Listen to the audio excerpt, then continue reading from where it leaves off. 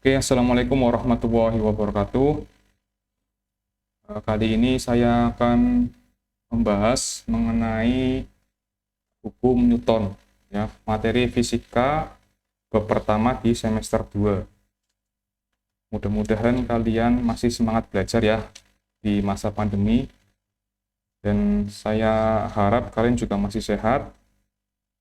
Jadi tidak ada kendala apapun untuk belajar ya, meskipun kita masih dalam daring ya, pembelajarannya masih daring. Oke, langsung saja.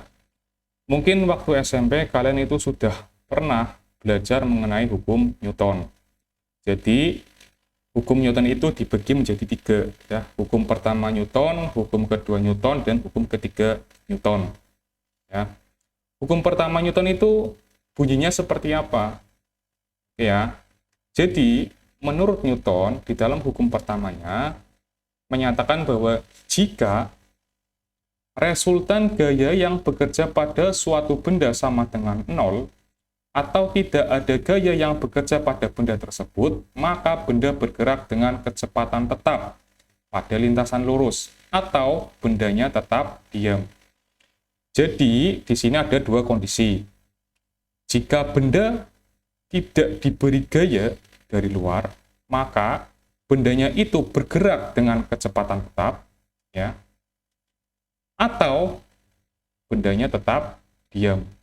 Jadi seperti itu, ya. Benda itu tidak diberi gaya, maka kemungkinannya bendanya bergerak lurus dengan kecepatan tetap atau bendanya tetap diam. Itu menurut Newton, ya. Hukum pertama Newton ini dikenal dengan hukum kelembaban benda. Ya, mungkin kalian sudah pernah dengar waktu SMP. Nah, secara matematis bagaimana? Nah, karena fisika itu bukan hanya arti fisiknya, tetapi juga ada arti matematisnya. Dari pernyataan Newton ini, kita tulis menggunakan matematis, maka bentuknya seperti ini. Sigma F sama dengan 0. Sigma F-nya ini apa? Resultan gaya. Oke. Jadi resultan gaya itu disimbolkan dengan sigma F. Sigma ini artinya adalah penjumlahan.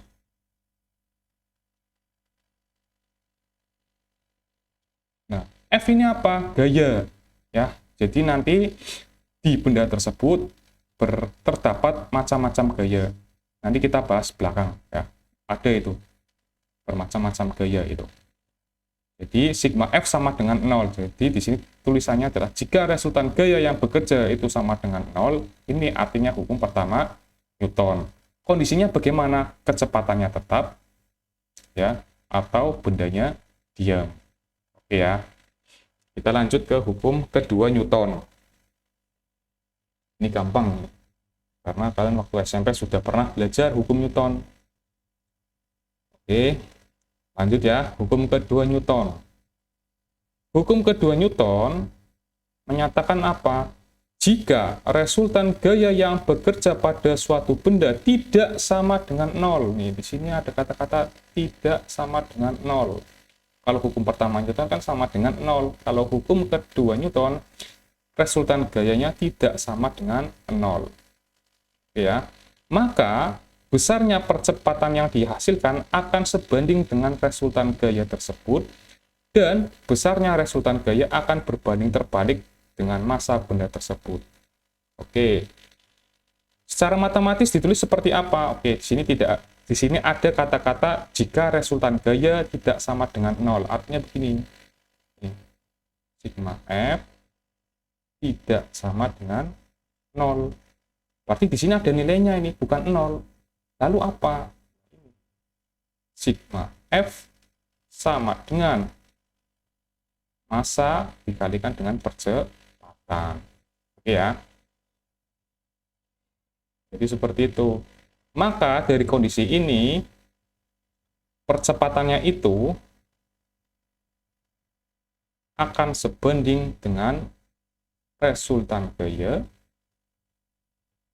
dan kondisi keduanya, resultan gaya akan berbanding terbalik dengan masanya. Artinya apa sih? Semakin besar percepatan, maka resultan gayanya juga semakin besar. Oke, saya gambarkan ya. Maksudnya berbanding lurus dan berbanding terbalik ini seperti ini. Jika A-nya itu besar, semakin bertambah, maka resultan gayanya juga bertambah. Oke ya.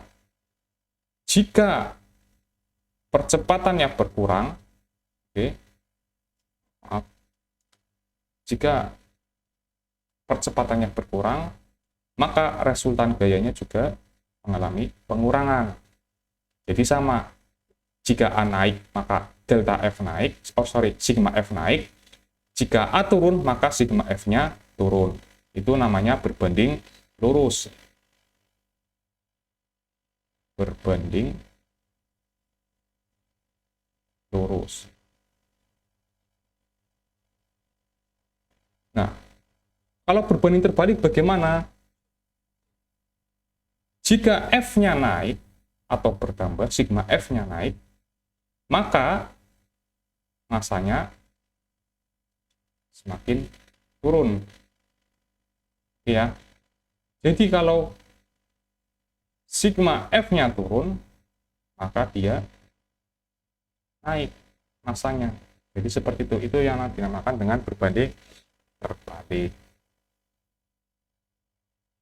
Berbanding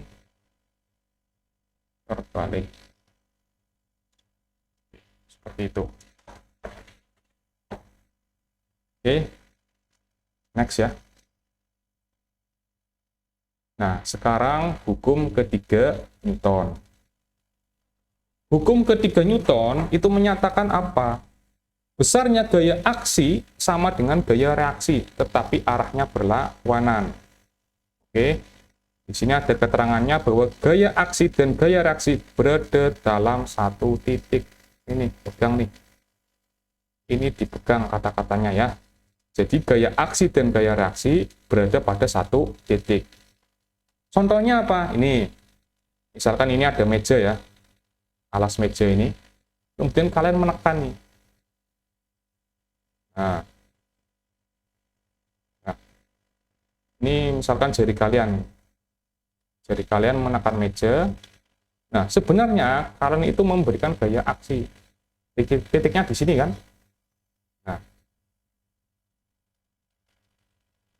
gaya aksinya kemana? Ke bawah. Oke ya. Jadi gaya aksinya adalah ke bawah. F aksi.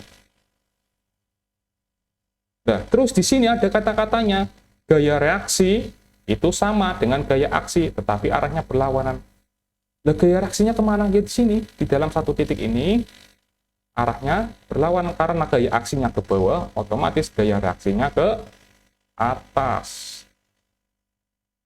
Nah, ini gaya reaksi ini.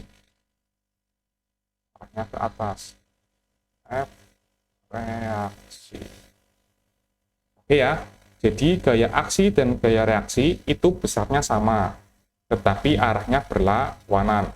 Oke ya. Oke, ini video pertama ya. Nanti kita lanjut ke macam-macam gaya. Oke, terima kasih.